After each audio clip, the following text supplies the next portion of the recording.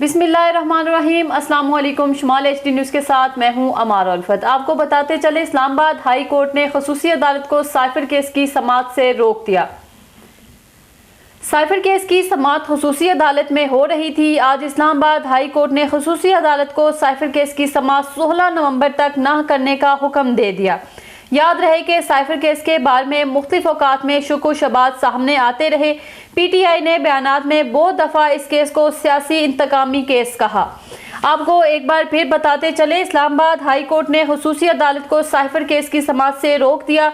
Cipher case की समाअत खसूसी अदालत में हो रही थी।